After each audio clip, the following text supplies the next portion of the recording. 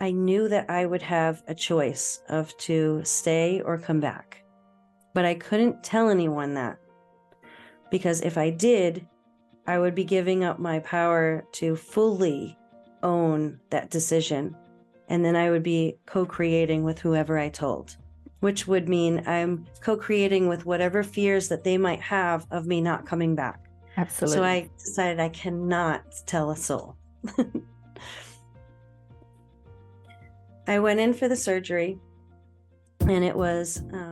You got to accentuate the positive. I feel good. A little bit of feel good goes a long way.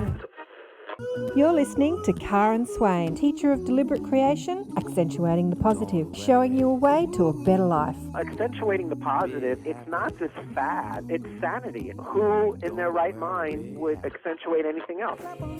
If you feel like that's what you want to do.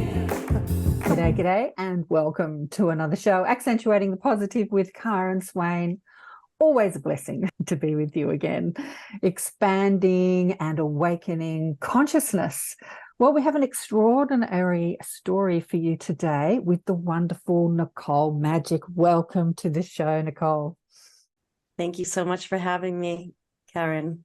Your story is amazing. And as I was just saying before I pressed the record, I had somebody else on the show about a month ago, and then I had her in the Cosmic Conversations on the Conscious Awakening Network for the Galactic Alliance, who had something similar to you, but she had so many other things going on that we didn't get to expand on what happened. So we can do that with you today.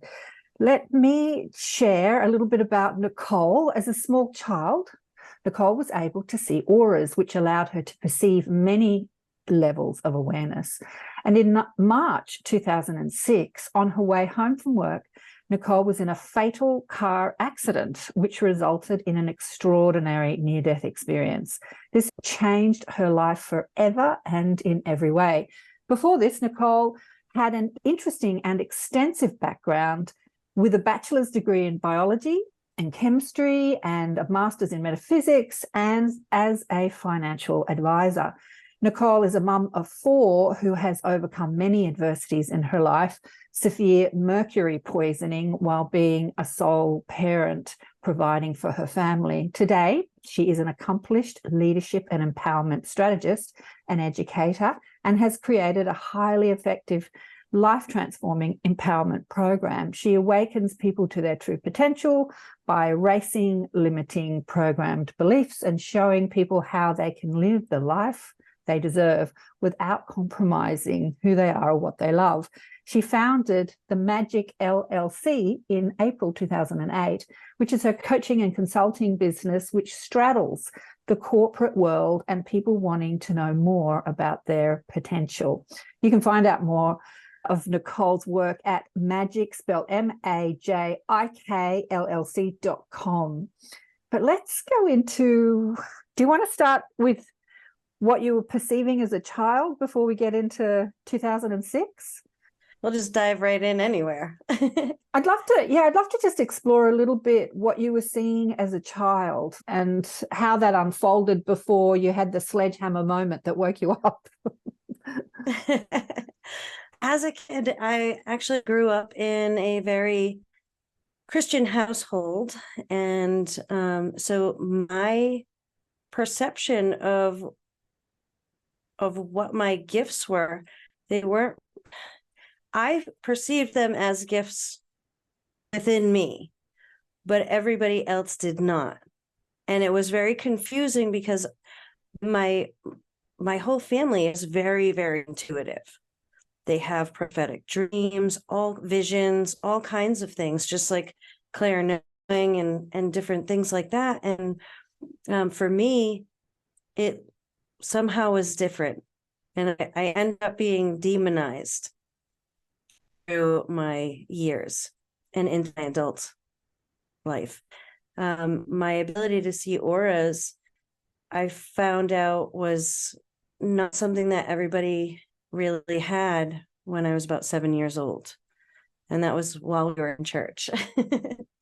Because even though everybody else's auras changed around a lot, the priest always, because he was in meditative state, He was always purple when I saw him. So there was one day that he was green, and that's when I had asked my mom, because I got so curious, I couldn't contain myself anymore. Why is this guy who is always purple now suddenly green? And, being around 7 years old, I was really young, so see colors around people. You saw the priest who was normally purple and now he was green, and you asked your mum. And what did your mum say when you asked her about, the colors around people? Yeah, she was just like, you see color around people? And I said, yeah, don't you? Like, everybody does, right? And she's like, well, not really, but if I kind of squint a little, I can see a little whitish line around people. And I looked at her like, there's so much more than that, Mom. Come on, really? And that realized, oh, that's not normal, right? Because she kept asking me, well, what do you see around this person? And what do you see around that person? And to me, it was just normal, and I could see these things. And I realized to keep my mouth shut very quickly, because people wanted to know what other people looked like. And I had to understand what those colors meant. And I learned what it meant just by observing people and their interactions, and seeing how the feel of their energy didn't match up with what they were saying or doing sometimes. So that became a thing. And over the course of my life, that it's just deeper and deeper into that. So, I mean, by the time I had kids, they couldn't lie to me, and I would see their energy change when they tried to lie to me. So they used to get really frustrated. Yeah, don't you love that? Then you grew up and became a scientist. And were you into metaphysics? Were you into healing, or were you so totally entrenched in the scientific world? I absolutely loved Eastern philosophy and all kinds of occult and metaphysical things when I was growing up, because I think part of it was because it was so taboo. I wanted to understand it. Like, why was it so taboo? And what about it was taboo? And I just remembered being told, like, you shouldn't be watching these things or reading these things or whatever. And I'm like, yeah, but doesn't it say, you should know your enemy? So why wouldn't you try to understand what it's about? Like, I just wanted to consume stuff for knowledge and understanding. And that's what I think that they didn't understand, that I wasn't, practicing all this stuff, but I just learned a lot with how things worked. And I learned a lot energetically, because I also used to come out of my body from a very, very young age. And I learned a lot that way. So that was something that wasn't really understood either. And I couldn't really talk to anybody about. So I was very interested in the metaphysical, especially in my teen years, when things got amplified and I could hear spirits as well. So you studied metaphysics before you had the accident in 2006, didn't you? Yeah. Yeah, absolutely. So it's interesting that you had such a, huge thing happen. But let's go into the story. What happened in March 2006? Oh, okay. So that was March 3rd, 2006. I was on my way home from work. I was working in Cambridge at the time, and I got out of work late. So I ended up hitting rush hour traffic on the way home. Everybody was going really slow. I think we were going about 30 miles an hour on the high speed lane. And what I noticed was that there was cars up ahead in the ditch, and one of the cars was smoking. So it was down in the embankment. And band Tool, Stinkfist, was playing on the radio. So that was my favorite band at the time. So I cranked that up. And then I realized, like, it felt like somebody just turned my head towards my left. And I'm looking at this car, and this lady in this car, and her driver's side door is all smashed in, and she's all in slow motion, just swaying back and forth.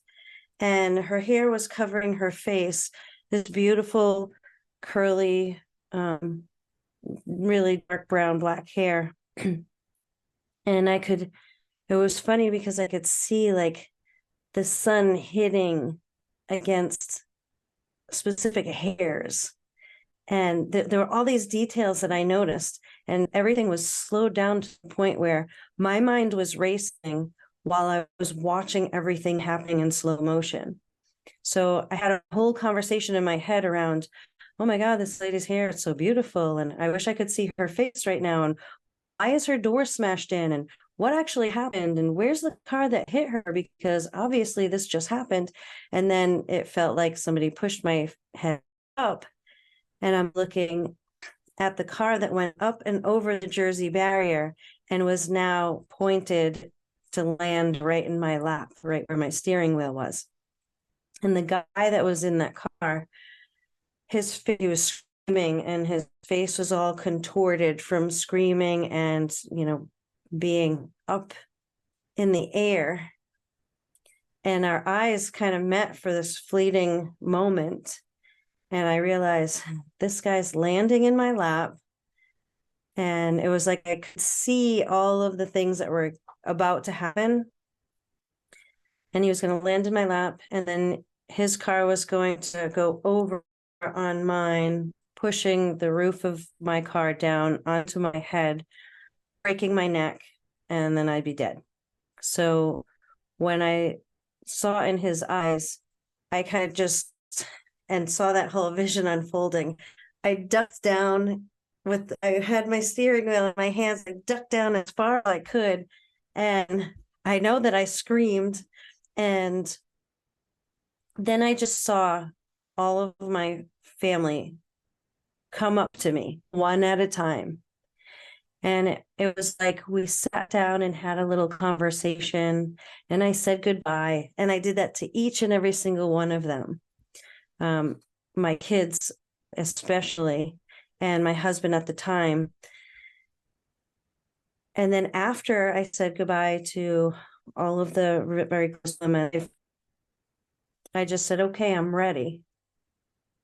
And then this overwhelming peace and love just flooded me, and everything went black. And when everything went black, it felt like I was flying through a tunnel, and I could see, different shapes and stuff. And I felt the presence, and, there was just a lot of divine guidance around. And then all of a sudden, I'm like coming out the other side of this tunnel, and I'm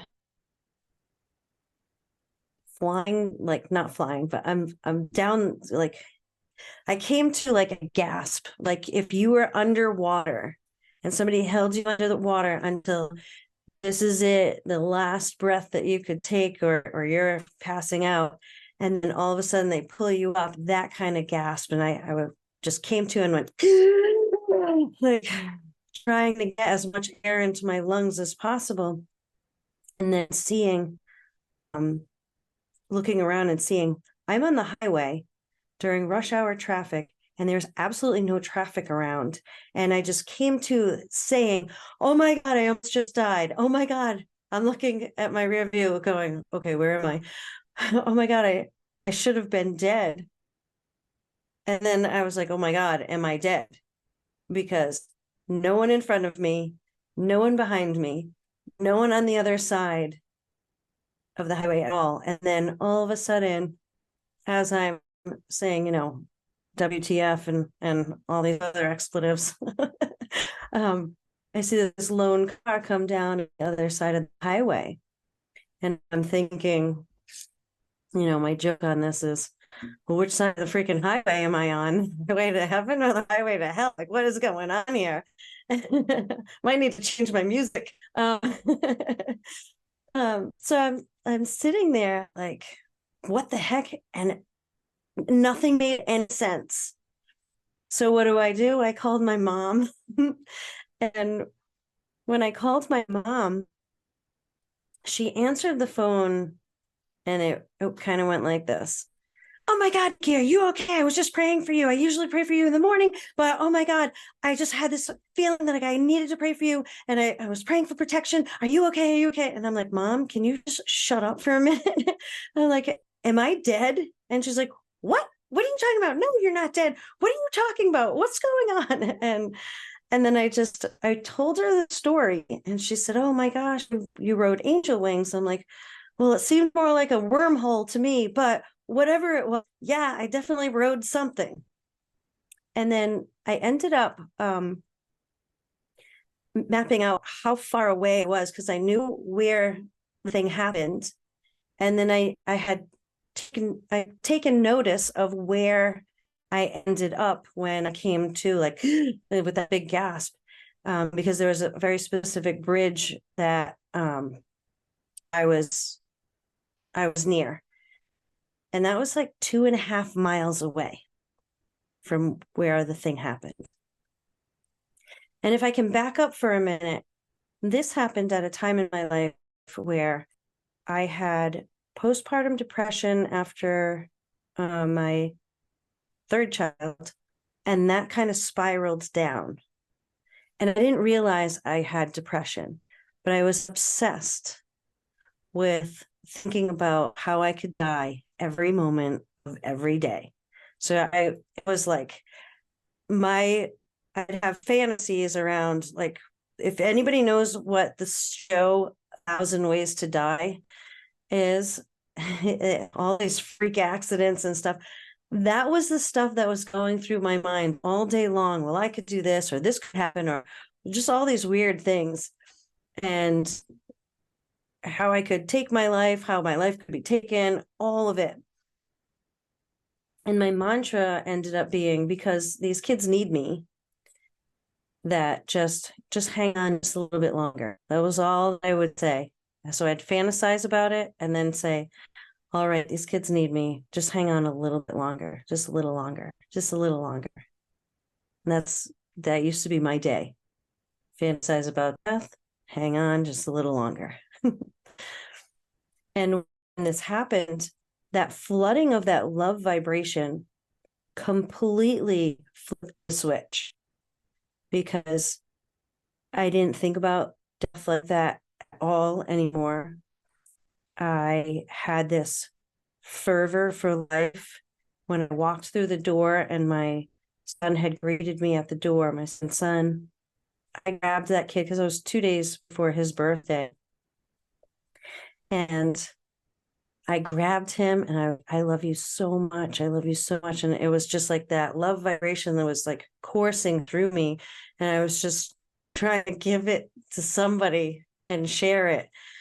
And so that was the event.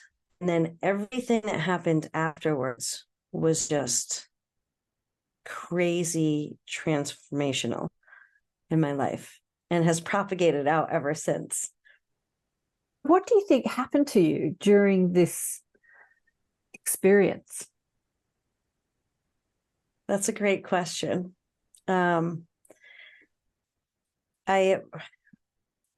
Initially I thought that maybe I had a walk-in experience, because I ended up hearing about that kind of thing afterwards.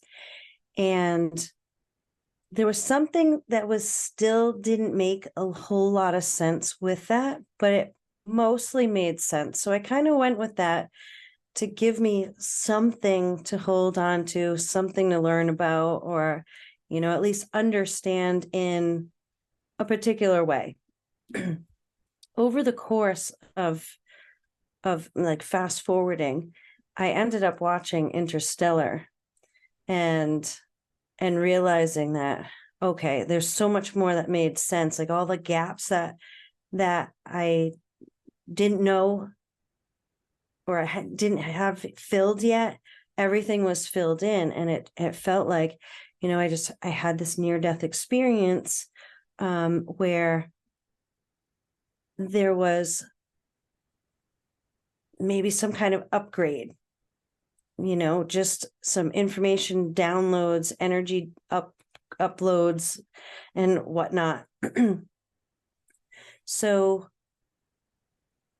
I think I actually died in that other dimension and passed through that passage.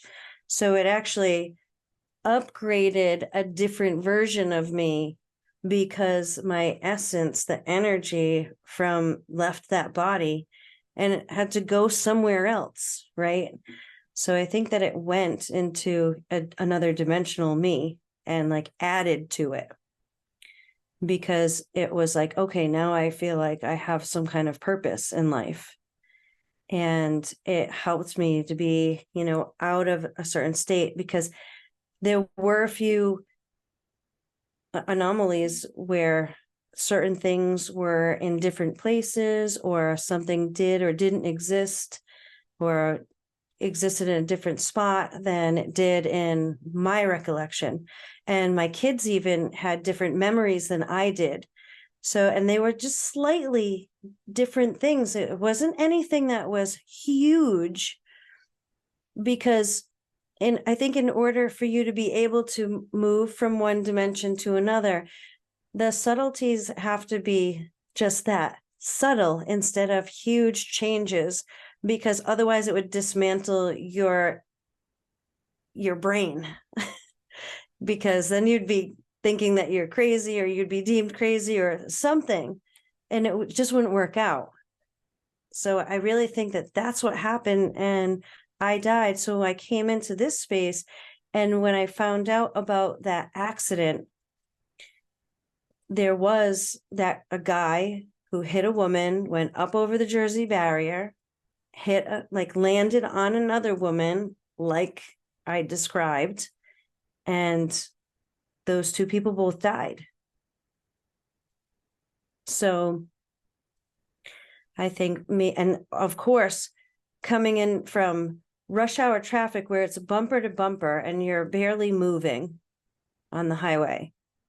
And that was like that the entire way home, every other time that I was on that highway during that same amount of time. Even not rush hour traffic, it was still very heavy, and there were no cars on that highway. When I look back at it, it's so baffling.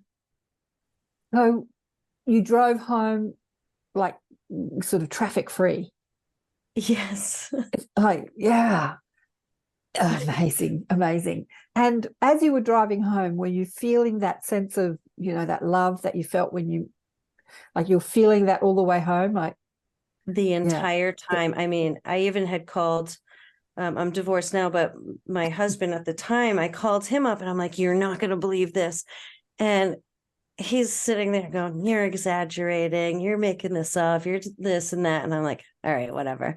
And I'm like, no, I'm not, because I always try to be as accurate as possible. And especially being a scientist in analytical chemistry, like accuracy is your integrity. Yeah.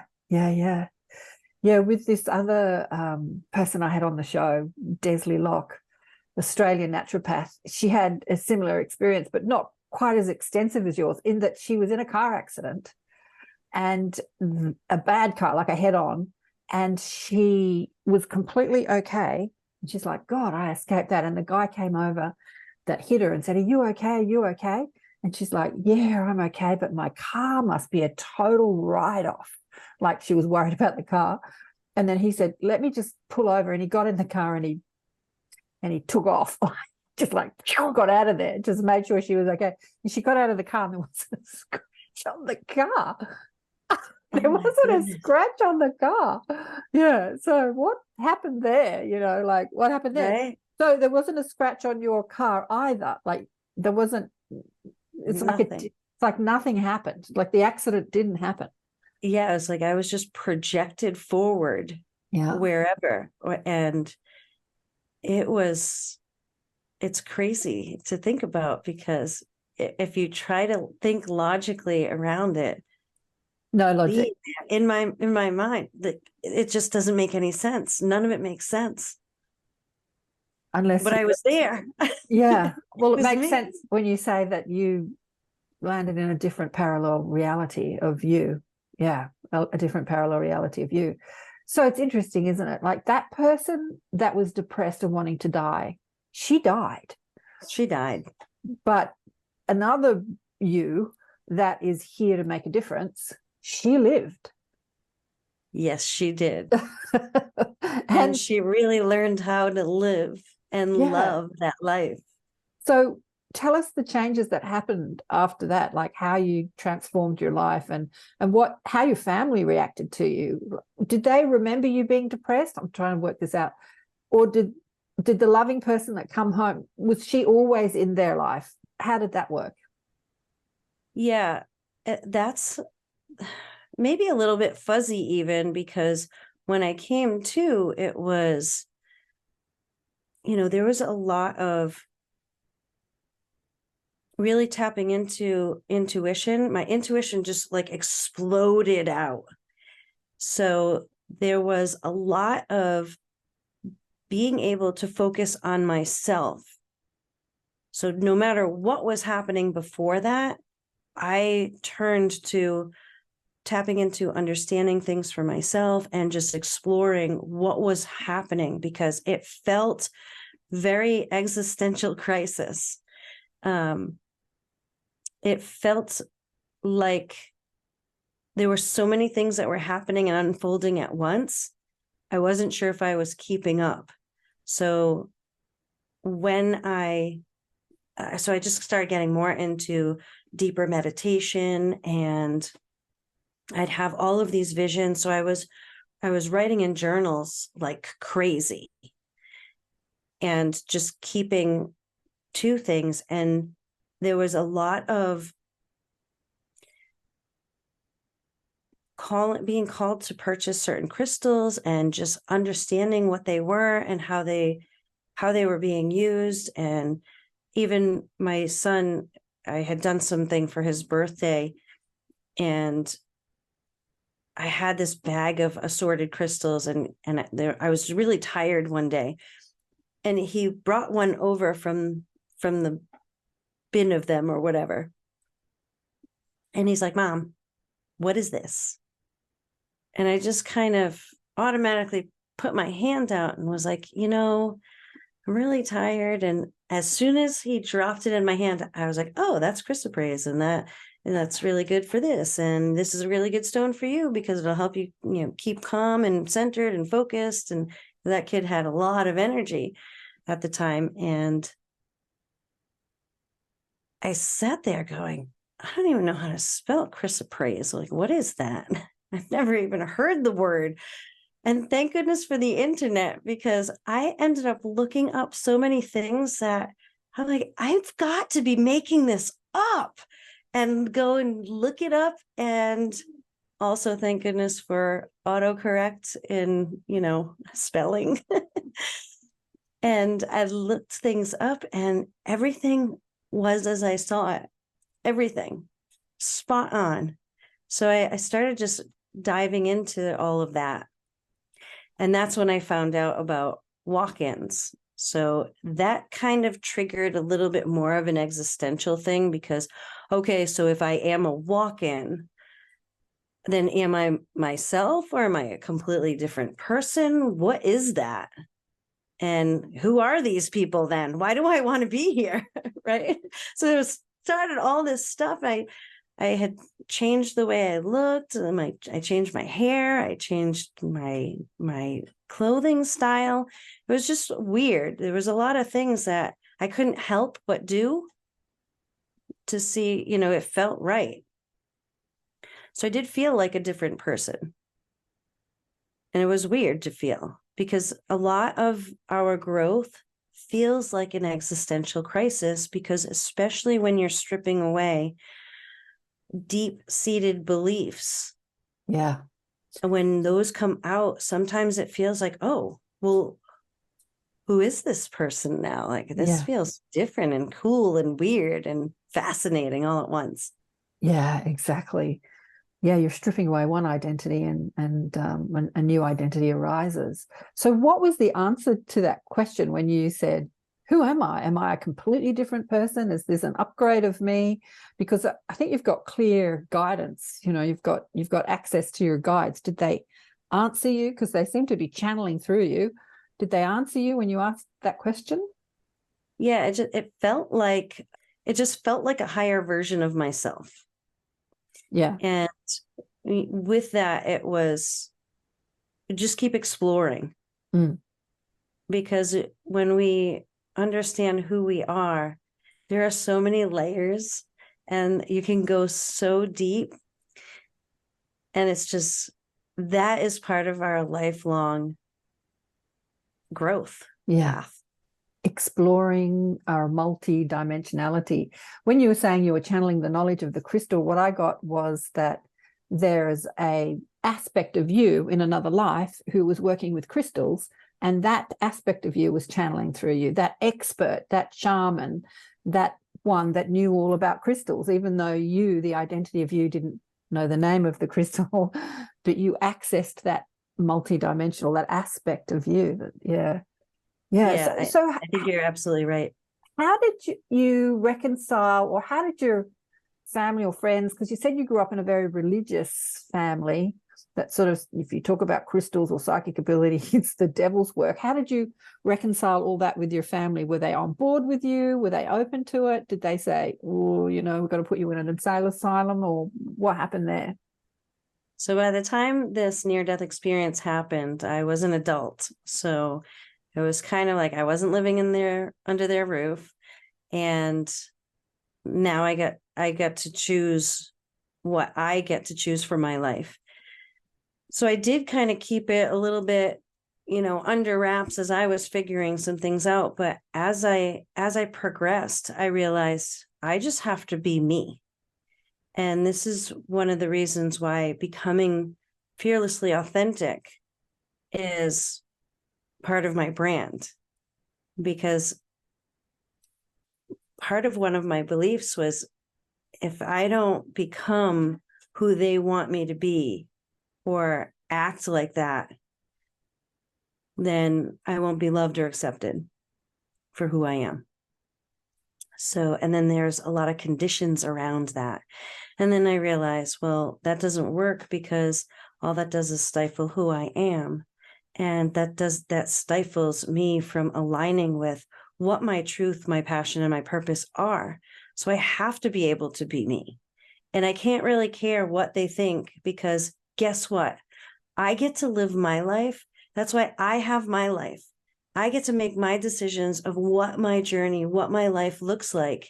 And that's my free will. They have their own. So they have no authority over dictating what mine should be. That's why you've got yours, I've got mine, they've got theirs, all that stuff. And once I stepped into that, it was much easier to be like, well, you're either going to love me or you're going to disown me. And I'm okay with what shows up and what doesn't. This is so synchronistic. I can't tell you. My life is just one synchronicity after the other after that. It's just this string of. So I had a client yesterday and we were talking about this, and he's been into this stuff for a while, but he's a businessman. And I'm talking about, changing your identity, because he can channel, like he's amazing, and he can see into people, but nobody identifies him as that. So he thinks that if he talks about this stuff, people are going to see him as woo and crazy. So I was sharing how I just talk about it everywhere I go. I'm talking about how, past lives. I'm talking about all this stuff. And I was at dinner last night with some people, and one lady had said to me, you're so familiar to me. Where do I know you from? We couldn't work it out. But they were having a conversation in the car, because we went from an art exhibition to a restaurant, and she's like, oh, she's into all that.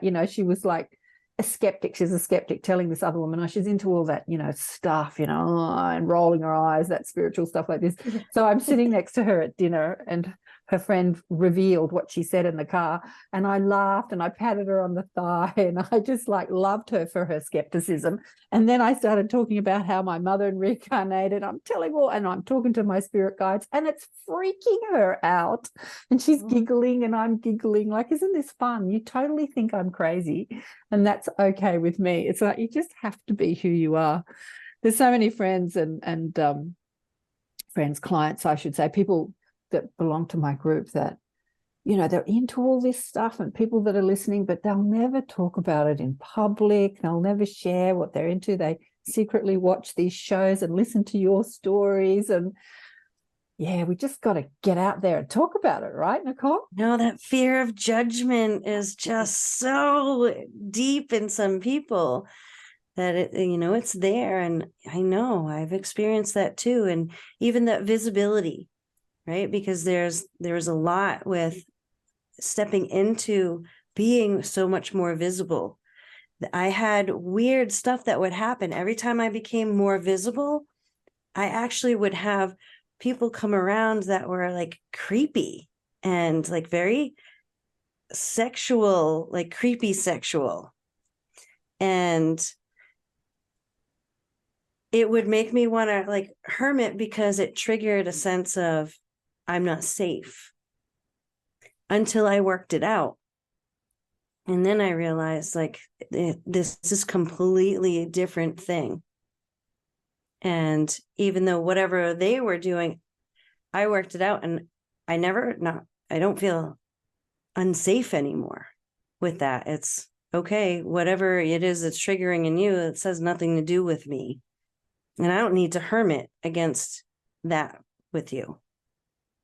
So when you say you worked it out, so you became like, you were unashamedly yourself, and people were like attracted to you sexually, or sort of coming onto you. What did you work out? That they were attracted to your light? Like, what were they attracted to? And they thought that was a sexual thing? Like, what did you work out? I think, okay, so me working my stuff out was more of digging into the belief behind how am I creating that sense of being unsafe within myself, right? Because so there's several fold factor that's happening with this type of situation. Is because I was becoming more visible, I'm being my authentic self, and then all of a sudden somebody would step forward and do or say something that was, unacceptable to me.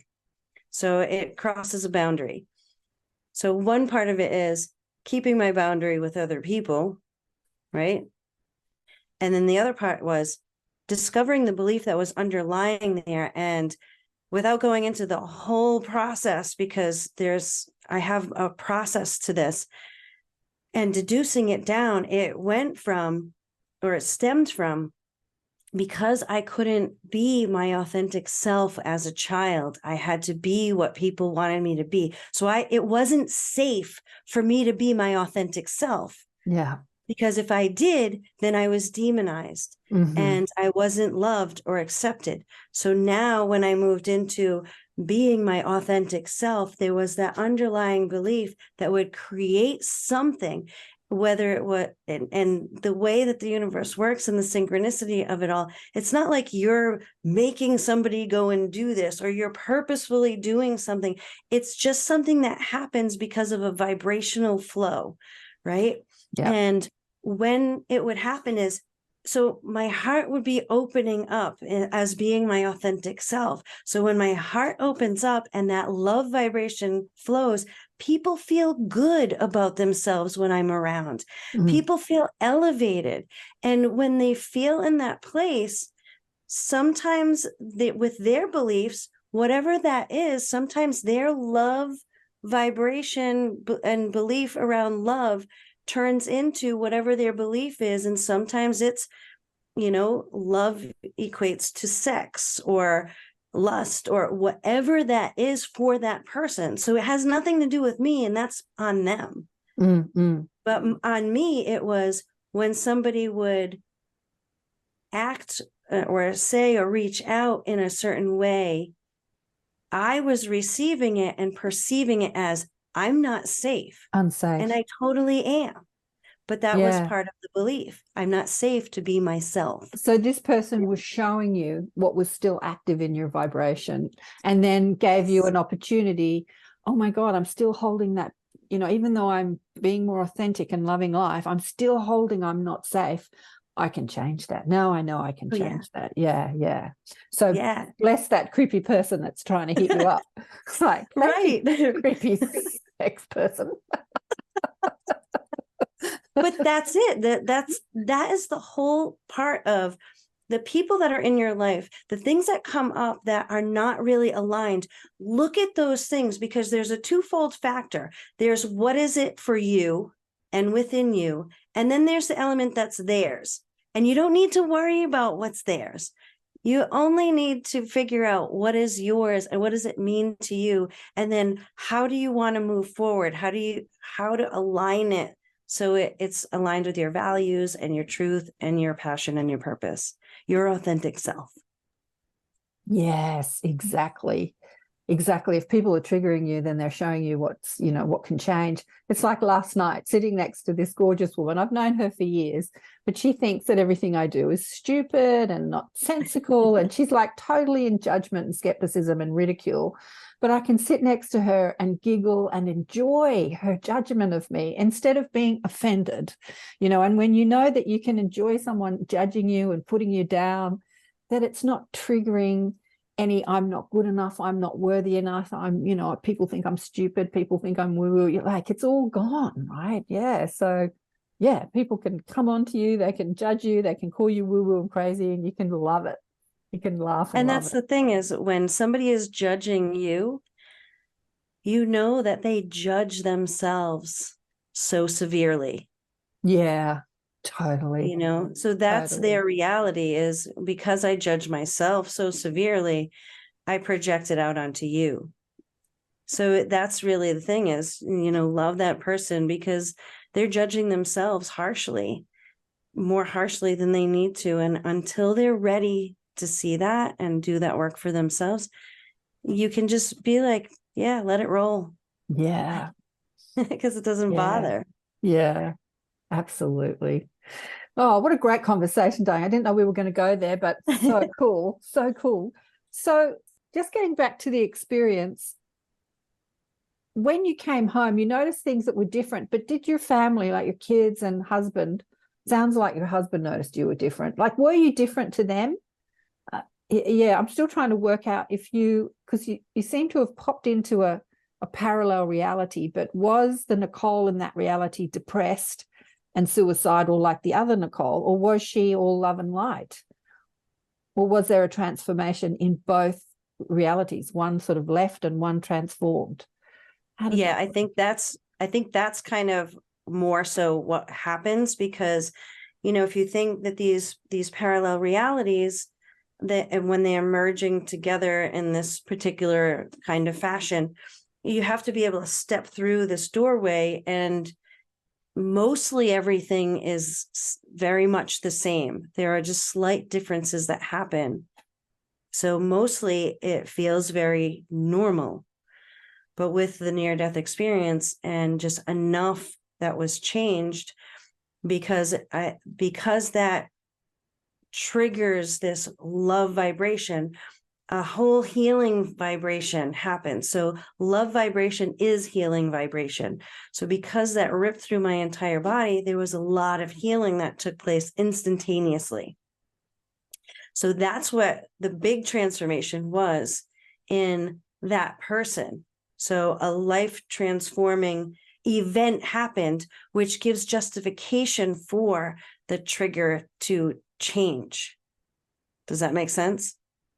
Instead of, yes, it's not like you go to bed and you wake up a completely different person and you don't know what happened. That person had an experience and had a memory of an experience. Yeah. Okay. Well, we've kind of discussed this. I don't know if we're going, but like, why do you think it happened to you because of you wanting to die? It's like you got what you asked for. Like, I want to die. You were dreaming about, 100 ways. What is that? 1,000 ways to die, or you were dreaming about being in an accident. So you kind of created it in a way, or were you seeing a future reality that was going to happen, or were you creating it, or both?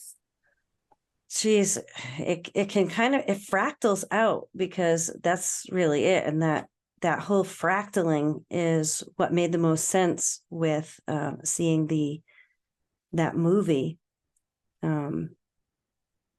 Interstellar. Yeah, Interstellar. And it's crazy, because you can see so many different things. That I always had this weird feeling that I was going to die in a car accident. And then fast forward, that was when I was young. And then fast forward to all that depression and constantly thinking about it. I was manifesting it. And yet when you die, what happens? Right? So what happens to you when you actually die? Well, energy is neither created nor destroyed. It just transforms.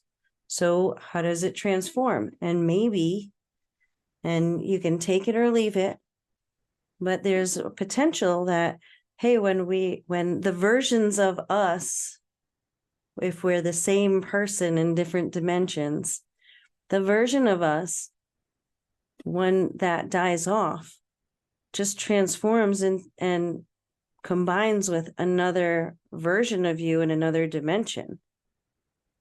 Yeah. I feel like we jump into these other realities so many times that we're like just kind of bopping around at the fulcrums. Yeah. And right? Yeah. Yeah. Because our consciousness is looking for ways to, when we're in a growth mindset, or the reverse, if we're going to retract, where are we going? To another dimension that's doing something else. Because if we're constantly doing the same thing and time doesn't exist, then guess what? If time doesn't exist, then we're always in the present. So how do we move from one space to another, one experience to another? By bopping over to another dimension. Yeah. I've had a few of these discussions on the show. There was, what's her name? It'll come to me in a minute. There was one lady that had been rejected by a guy when she was young, and she knew about parallel realities, and she's like, no, he's not going to reject me. And so she switched timelines where he didn't, and they got married, and they were married for 30 years, which I found was interesting. Then another friend, Penny Kelly, who had met her other self. So another self who had made a decision when they were young not to get married and have kids and pursue a career. And she actually met, I don't know how, it was the astral form or physical form, I'm not quite sure of the details, but she met the other self that was living this other life as an author. Even though she's an author now, she had spent a lot of time, tending a farm and having children and doing all that, whereas this other self had spent time writing for magazines and became quite known as an author in the mainstream world. And she met this other self, but this other self was single. And at the time that she met her, the other self said, I really like your husband. Do you mind if I pop in your body and have sex with your husband? Because I haven't had sex for ages. Because Penny said she was canning tomatoes in the kitchen, and her husband had said, you coming to bed? You coming to bed? And she said, no, I'm going to finish canning the tomatoes. And the other self went and had sex with the husband while she was canning tomatoes. Oh, it's all so strange. It's mind-boggling, really, Nicole, isn't it, how all this stuff works? Yeah, it really is. And I really feel from this perspective, we might never really understand until we leave this linear time-space reality and we can see it from a non-linear, no time, no space reality perspective.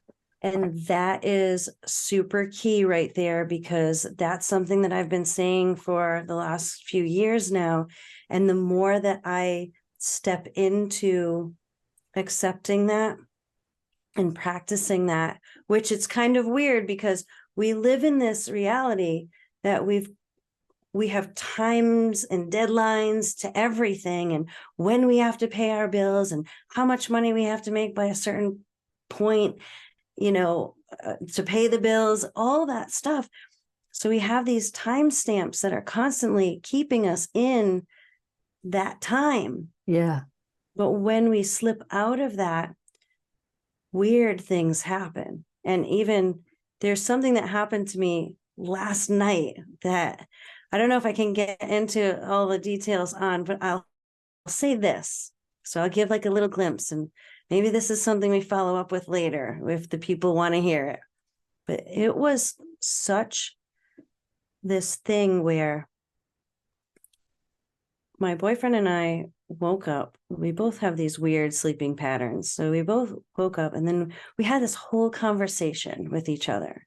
And there was a lot of like this cool processing of, I was telling him, you know, this is what I uncovered in my belief system, and like something that went back to childhood. I'm like, wow, like this is like that other piece that I was missing of getting rid of. So it was really cool because when I shifted from my last relationship to this relationship, there was a misalignment, and it had to do with that element. So I had shifted enough to be able to see this piece unfold, and me to say, like, show him. So we're mirror imaging, right? And to also show him that, you know, here's what you think and perceive about yourself, but I'm going to show you what I see. And it has to do with this. So we both had a lesson around these very words that I had to work through from my own stuff, which gave him some healing and enlightenment too. So it was just like this whole, right? And then after that little healing talk session, we were just laying there looking at each other, you know, laying on the pillow, facing each other. And I was like in awe, like looking at his face, and all I could see were like these shimmers at first. And then, so I was describing it, saying, you know, something really cool is happening in your face. And I'm not really sure what's happening, but it's like, I can see these shimmers and glimmers and sparkly things and a little bit of like streaky things that kind of remind me of fireworks in a way. And then he's like, that's weird because I see the same thing on you. And I was like, all right, that's weird. So I start describing it more, and I'm like, I think I see your stardust. And he's like, that's so weird. He's like, let me describe it to you. And he described it in his own words. And I'm like, that is exactly what I see.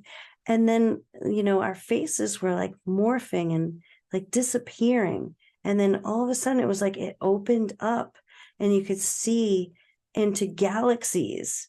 And this whole cosmic thing happened. So I'm going to stop there because there's a whole other thing that is still unfolding right now with that. So I'm just letting that be, where it was just, there was a lot of cosmic stuff. There was a lot of like interdimensional being races that were seen, and there were just so many things that were happening all at once. And he got a little freaked out too. So Wow. Yeah. it was a whole other level. And he's like, what is happening right now, Nicole?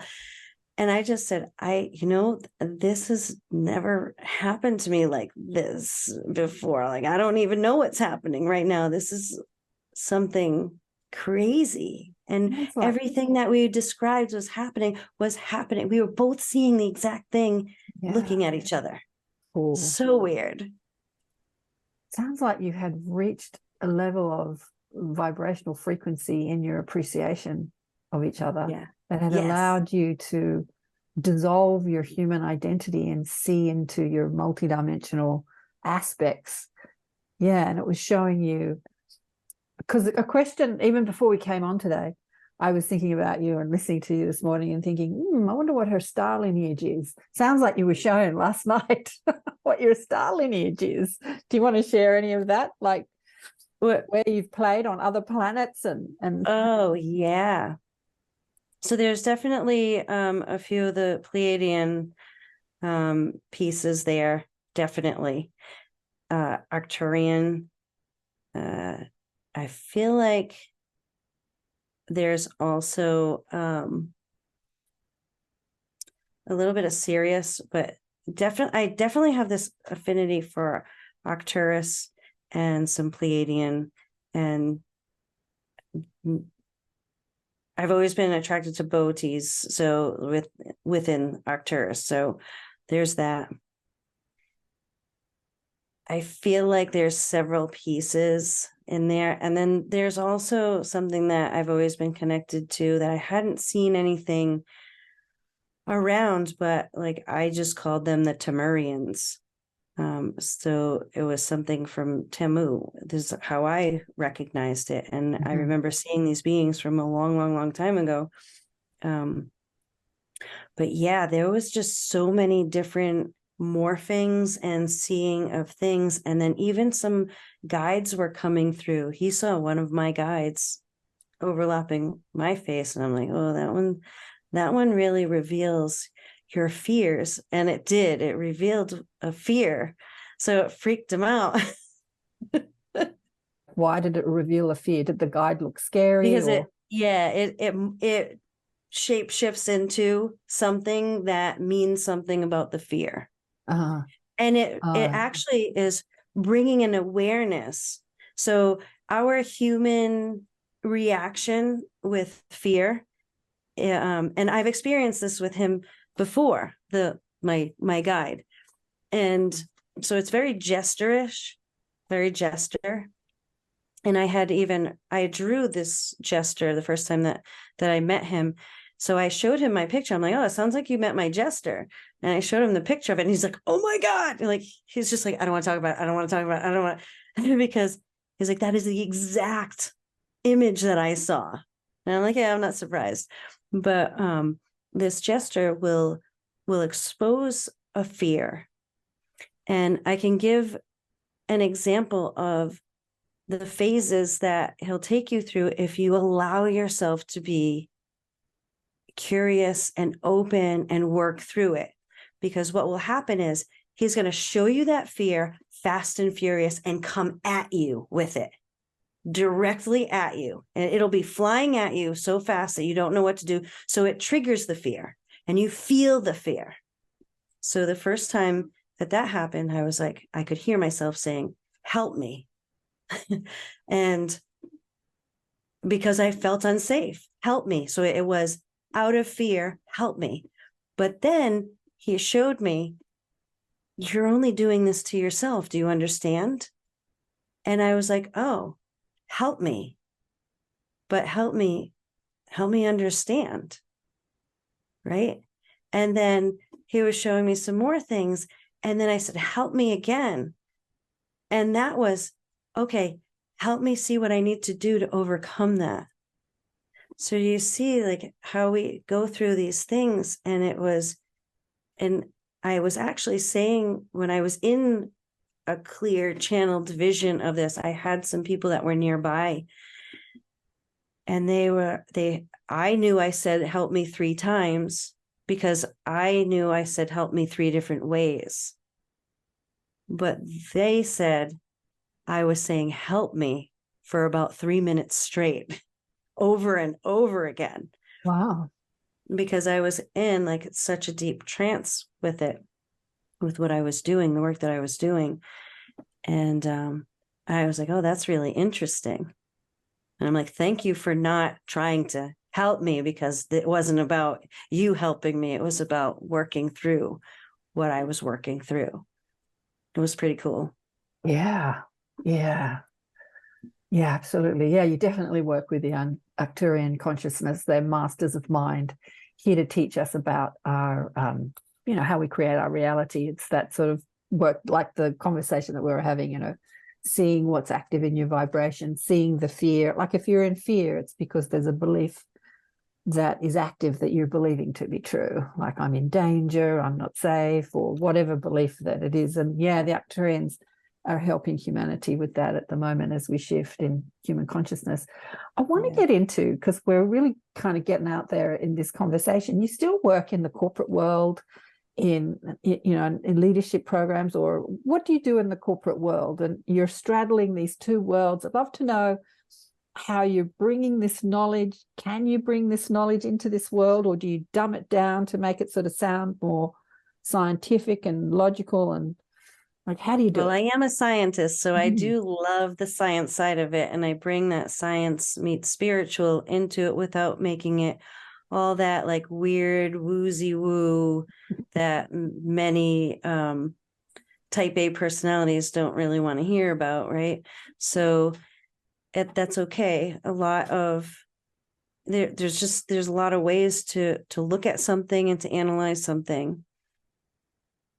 So when I work with people who are more corporate types, it's I've done some teacher professional development days, which is really great because on the limiting belief side, so it's meditation and de-stressing and how to work from a different angle, and also getting rid of and identifying beliefs, not only in themselves, but they can use the techniques that I teach them to work with their kids, because there's very specific things that kids will do and that adults will do, because it's our inner child that's coming out, whether we realize it or not.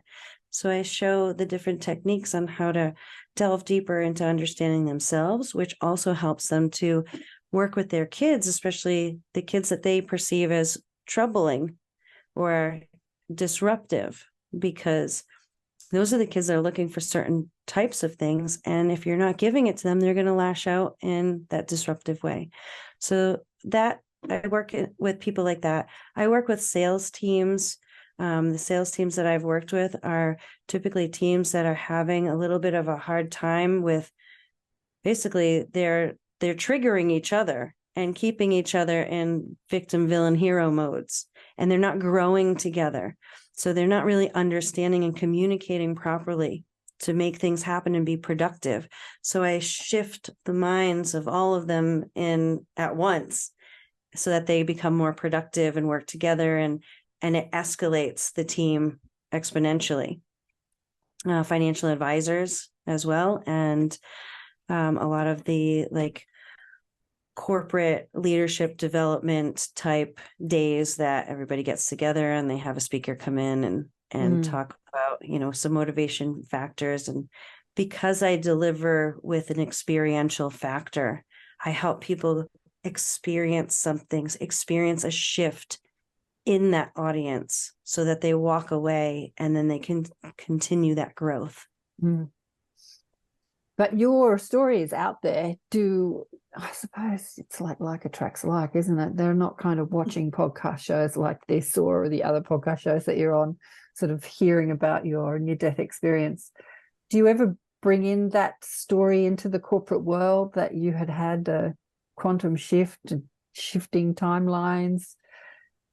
No. I talk more in the corporate space. I talk more on the near death I had with mercury poisoning. So it's, not being able to do my job and, having this space where I was a leader of a team, and that team was working with 8 different departments in pharmaceutical development, and we were the hub of that. I also was the analytical lead for 5 different international campaigns. So I dealt with 5 different countries and the campaigns that were going on, and making sure everything was running smoothly and keeping the projects going, and analyzing and reviewing the data from these other countries too. So my job was very demanding and was still considered in that middle management position. So I had to manage up and manage down. And when I was suffering from mercury poisoning and my health was declining over several years' time, because it was a year and a half that I would get tested on all kinds of different things, and everything was like, nope, you're normal, Nicole. And I was far from normal. But that whole space, I had to be on top of my game, and I wasn't. And I did the best that I could until I couldn't anymore. And I had to get pulled out of work for 6 months. And then, when I came back, there was like a stack of stuff that was waiting for me, because everybody was like, well, we'll just wait till Nicole comes back, because nobody really knows how to do that like her. So the timeline is in 2006 was the car accident thing. In 2008, I had started officially my business. Somewhere between 2008 and 2009 is when I started getting mercury poisoning, but didn't know it yet. By 2011, I was really feeling the effects. And so between 2011 and 2012, I was getting tested for all kinds of different things that were happening. And I kept chalking it up to, well, my job is very stressful. My boss was very stressful. And, there was all kinds of things that I just felt like were these pieces that were working against me. So when it got to its peak of, I'm going to die if I don't figure this out, because I had to figure it out that I had mercury poisoning. And when I asked my doctor to test me for mercury poisoning, he laughed at me. But when the results came back, it was basically, oh my God, you need to go see a specialist immediately because this is ridiculous. And that specialist said, I can't believe you're sitting here having a conversation with me right now, Nicole. And the way I was talking, I could barely talk. So I kind of was saying, you call this a conversation, in my slow, slurred, stroke-like, stroke victim type talk. And he said, well, let me put it into perspective for you. People with levels as high as yours are either vegetables or dead. Wow. So we had to start chelation therapy immediately. So that's the timeline is, by that time, 2012, all the way through 2013, I was in chelation therapy. And then I was lumped into a layoff because I had asked, well, I'm going to be very strategic here and very careful in my speak. I had asked previously to the layoff if they could test my room for mercury. And I was told that it was too expensive and that they were not going to do it. And yet I found out that the room that they were doing HVAC stuff in and all kinds of things were happening in that room, right next door to my office, used to be the old thermometer room. And I have also a genetic mutation that I cannot process heavy metals, so I can't eliminate them. Well, that answered that question. I was going to say, how did you get the mercury poisoning? But it was from work. It was from, okay. All so right. in 2013, actually, on this day, in 2013, was my official, on my paperwork, my official let go date. Oh, okay. Because they didn't want to take liability for what had happened, I suppose. I had to sign a waiver saying I wouldn't sue them in order to get my severance package, which I was basically kind of in a corner because I was the sole provider for my family of 6. Wow. So, and with that sickness, with that mercury poisoning, and with the chelation therapy even, there was no energy to battle anything but to battle for my life. Yeah. And that's all that I could put my energy to. So you said you had another NDE. Did you have another out-of-body experience during that time? Not during that time. That other NDE happened this past June 2023. Oh, wow. When I was undergoing surgery. What and happened? Actually, so what happened? This is the first time that I say it on a podcast. Ooh. Okay, so I was scheduled for gallbladder surgery, gallbladder removal. And the week beforehand, I knew that I would have a choice of to stay or come back. But I couldn't tell anyone that, because if I did, I would be giving up my power to fully own that decision.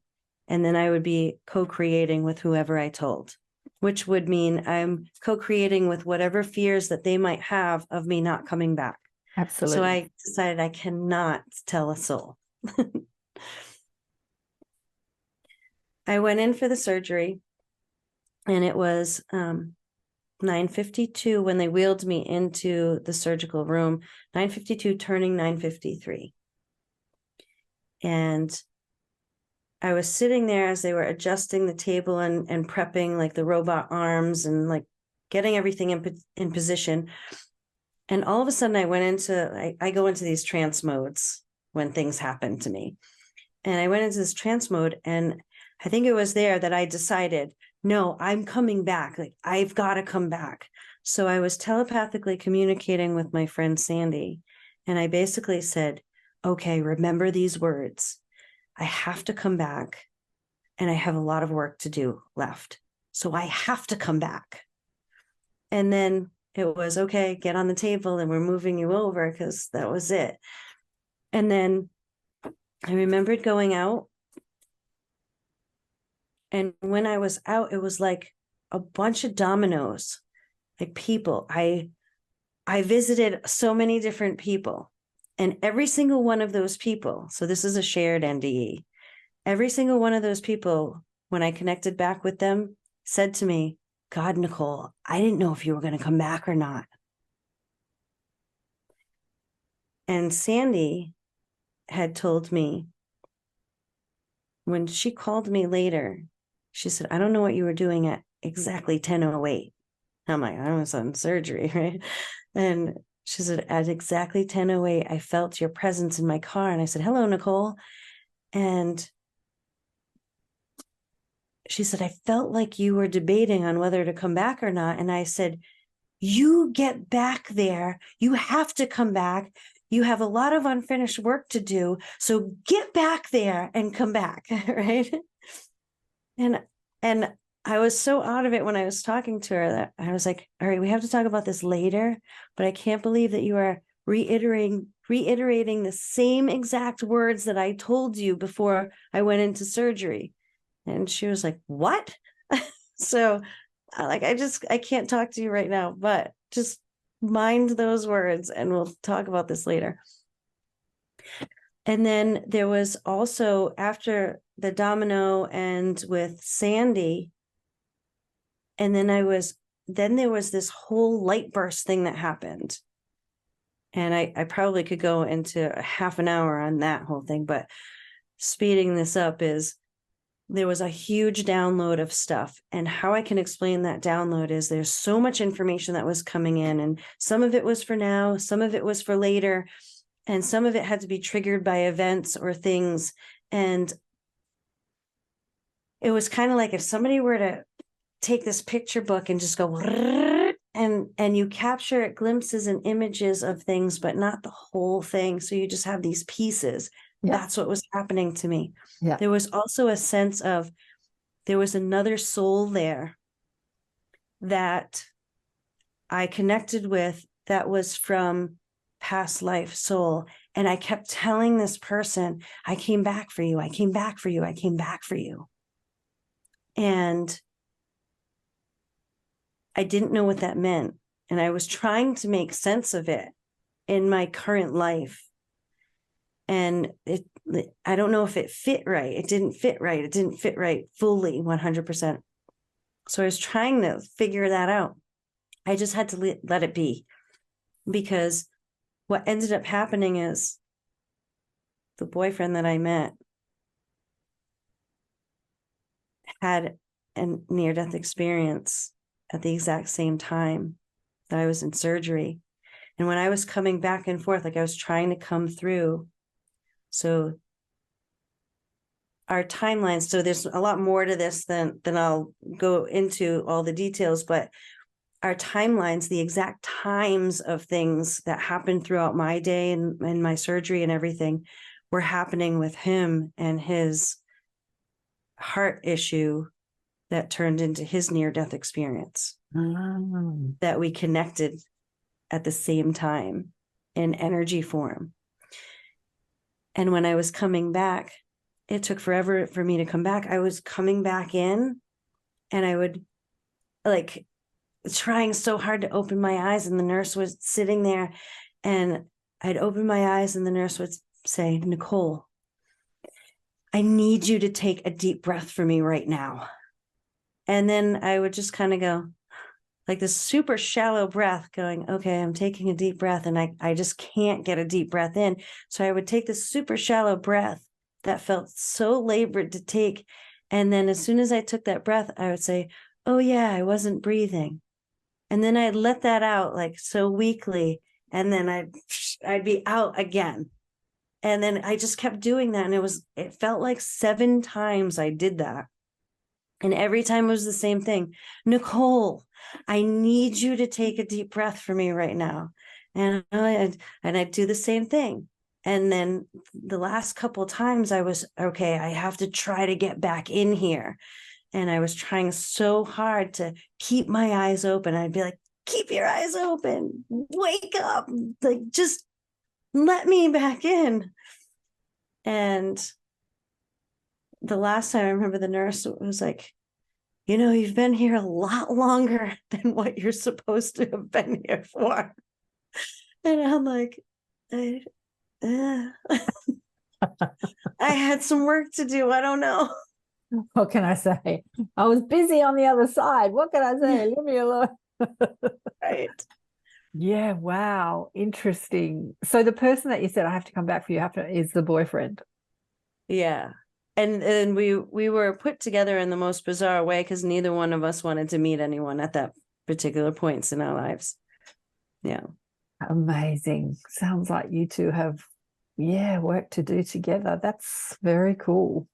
Very cool. Has he shared his experience, his NDE with anybody or just you, or does he share it publicly? He hasn't shared it publicly at this point yet, but he has shared it with me.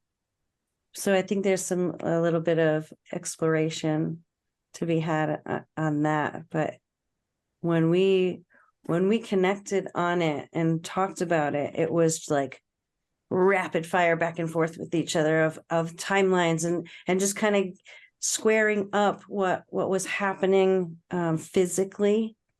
And on my side, I talked a lot about the energetic side of it. And, you know, he's like, you saved my life that day. Like that's what he connects is like, you saved my life that day. You helped me get back. Oh, okay. So he was making a decision to stay or go, and you, in your energetic form, as you say, were saying, no, you've got to go back. We've got to do this thing together. I'm going back for you. Like, so if I'm going back, you're going back. Yeah, exactly. That was exactly like how it was. Yes. I was like, I came back for you. I'm like, I can't go back in there if you're not coming with me, right? Right. Yeah. So tell me, how long was it before you met after you had the experience? Like, it was it days, weeks? 3 weeks. Wow. That's very literally cool. 3 weeks to that day, because it was 3 Thursdays after, because the surgery was on a Thursday. Because you both had surgery, so you both had to heal. Sounds like he had a heart operation. Did you say heart problems? Yeah, he had a heart thing that was going on. Yeah. Yeah. So you both had to do some healing before you could meet physically. Fascinating stuff, Taiwan. Fascinating. Well, we've been yakking for ages, and I could talk to you all day. There's just so much to explore. But yeah, we'll do this again. We'll definitely do this again, either on the show or in one of the groups that I'm facilitating, and we'll get into it with a group. Would you like to do that? Yeah, that would be great. That sounds like fun. Yes.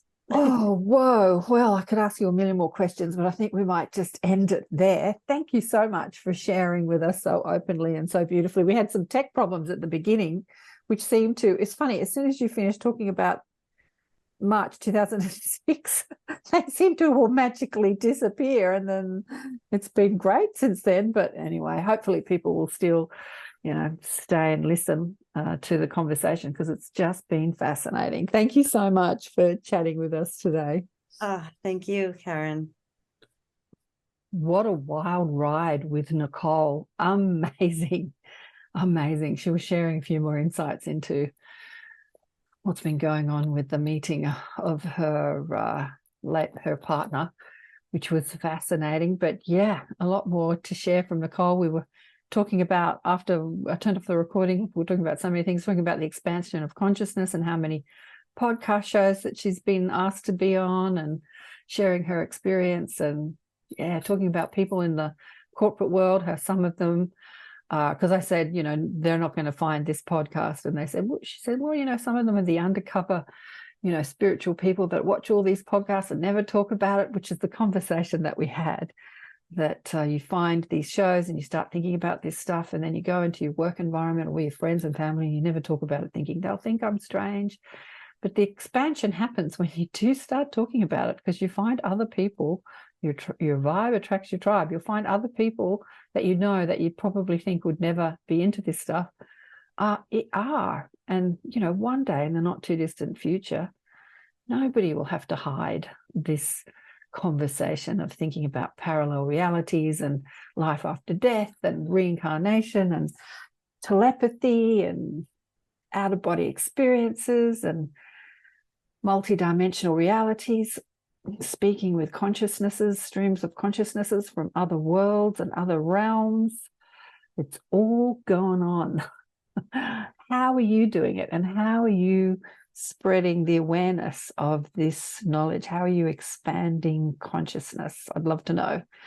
Are you talking to your friends and family that are skeptical about it? Do you unashamedly, speak about your truth? It's a big conversation at the moment. One day, this conversation will be superfluous because everyone will just be talking about it. What do they say on that Apple ad? It's the crazy ones that change the world. Here's to the crazy ones. They're the free thinkers. They're the ones that change the world. Yeah, fascinating. Fascinating conversation. All right, who's coming up in the Inner Sanctum? Bonnie Satori is coming up in the Inner Sanctum this month, the month of November. I think Bonnie was on the show at the beginning of the year, and she did go check out the show with Bonnie. She did an amazing clearing at the end of our conversation. She clears negative thought forms, negative entities, I think people call them, and a beautiful healer who has had amazing experiences. What does it say here? From a child, she had a very traumatic starting in the womb when her mother tried to abort the fetus. She was molested. Yeah, she's been through the ringer, I tell you. And she's an amazing, So we're going to meet Bonnie and maybe do some activations and some, I don't know, we'll just play it by ear and see what happens with Bonnie. But she was excited to be a part of the Inner Sanctum and come and share her wisdom with the group. So if you're interested in being a part of that, sign up on karenswain.com/inner-sanctum. There's a little sign up form there, and you'll receive the invitations to the Zoom calls if you want to meet the guests that I showcase in the Inner Sanctum. And I'm on this weekend, I'm on at the beginning of the month for conscious conversations and cosmic conversations with the tribe. I don't usually record or stream those conversations. I just have it as a gathering for people to share what they're going through and share share what they've been watching, share what they've been tuning into. We just chat, get together. It's lovely. It's lovely, just group support. So if you're interested in doing that, sign up and you'll get the emails for when we're on and the Zoom link.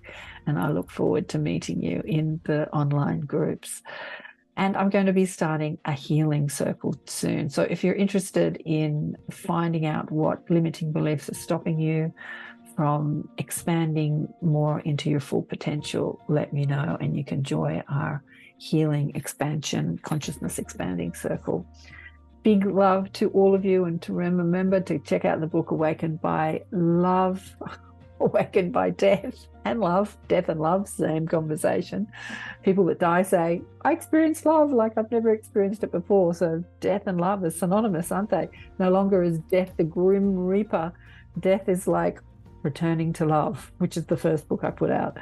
But we don't have to die to get there. We can return to love without dying and experience this world from that loving perspective, which is a whole different dimension in itself. And I will catch you on the next show. Big love to all of you. Bye for now.